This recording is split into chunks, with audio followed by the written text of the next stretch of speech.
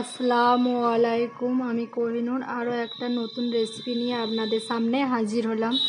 আজ আমরা বানাবো চিকেন আলুর কারি। আর আমি কিভাবে বানাই সেভাবেই আপনাদের সামনে আজ তুলে ধরবো। খুব সিম্পলভাবে রান্নাবান্না করব। তো দেখতে থাকুন আপনারা। আর আমি অনেক দিন যাবৎ ভিডিও ছাড়তে পারিনি কিছু অসুবিধার জন্য।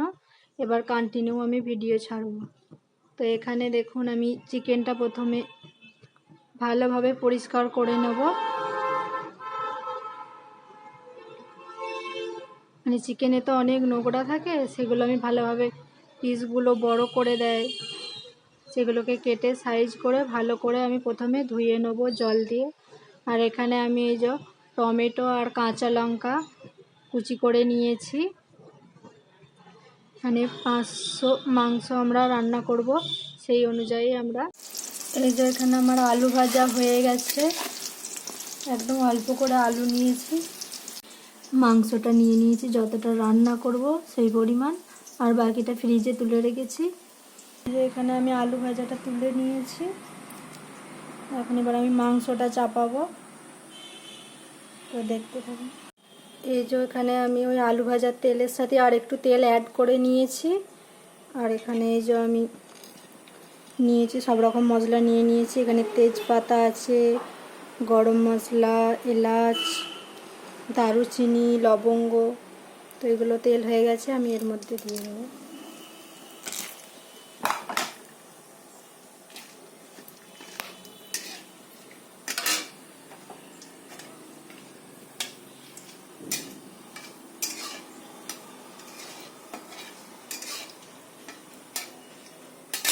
এগুলো হয়ে গেছে, এবার আমরা এখানে পেঁয়াজ অ্যাড করব। যেখানে আমি পেঁয়াজ দিয়ে দিয়েছি। পেঁয়াজটা ভালোভাবে ভেজে নেব।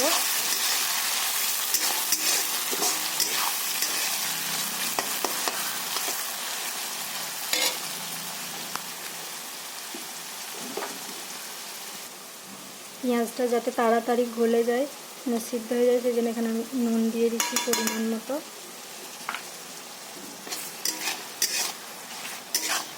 আবার মাংসের উপরে তখন দেবো।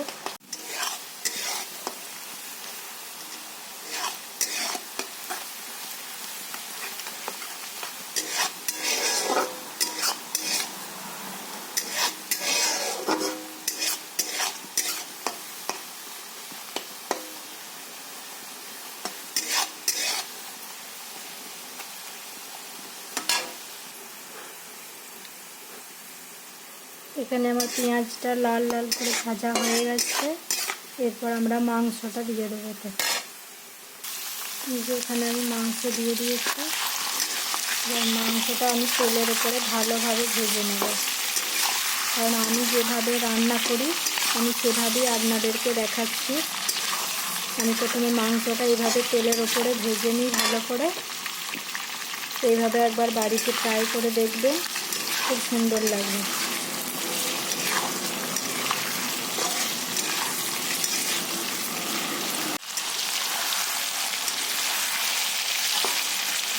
মাংসটা কিন্তু আমি ভালোভাবে ভেজে নিচ্ছি তেলের উপরে। এখানে কিন্তু আমরা এখন মশলা অ্যাড করিনি, আর আদা রসুন বাটা ব্যবহার করে নিয়েছি। আগে মাংসটা ভালো করে ভেজে নেব তেলের উপরে, তার উপরে আদা রসুনের পেস্টটা দেবো।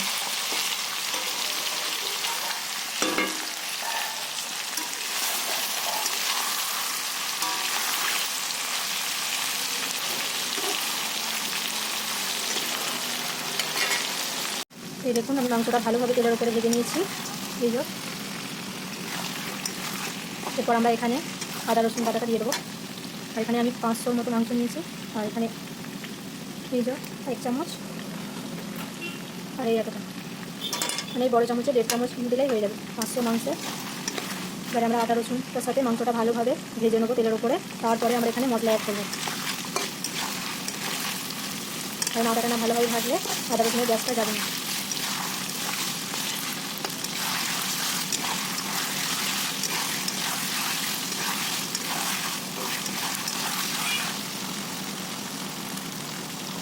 দারুণ লাগছে দেখুন।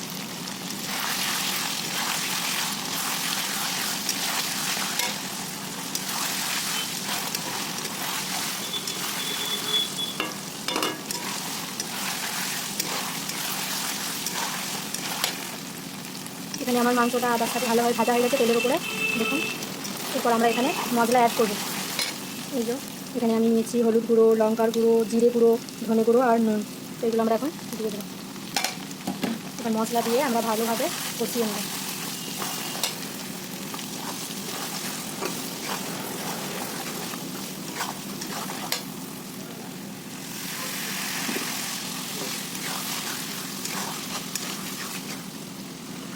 এই যে আমরা টমেটো আর কাঁচা লঙ্কা কুচিয়ে রেখেছিলাম, এখানে কিন্তু আমি কাঁচা লঙ্কা দুটো দিয়েছি, আপনারা আপনাদের ইচ্ছা মতো দেবেন।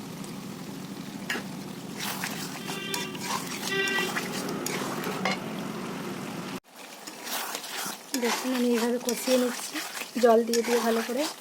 মশলা কত সুন্দর লাগছে দেখুন একবার, আর কি সুন্দর ঘ্রাণ বেরিয়েছে। এখানে আমরা পরিমাণ মতো এই যে চিনি অ্যাড করে নিচ্ছি।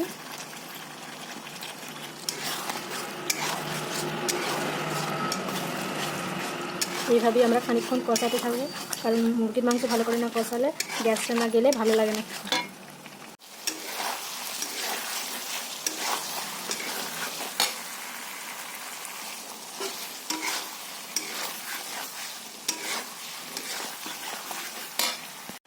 এই যে দেখুন আমার মাংসটা অলরেডি কষানো হয়ে গেছে, মাংস থেকে তেল ছেড়ে দিয়েছে।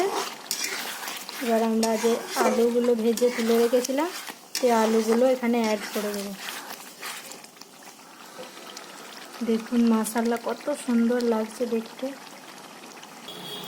এই যে আমরা আলুগুলো এখানে অ্যাড করে দিচ্ছি।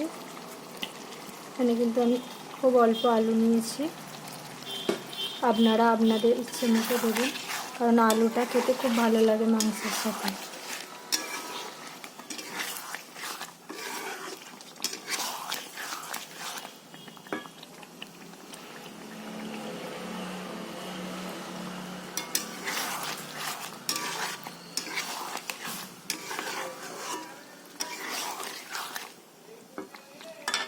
এখানে আমরা পরিমাণ মতো জল অ্যাড করে দেবো।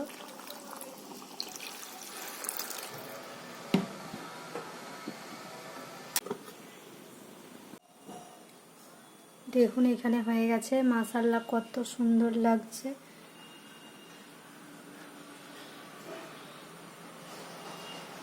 আজকে আমাদের চিকেন রেসিপি রেডি।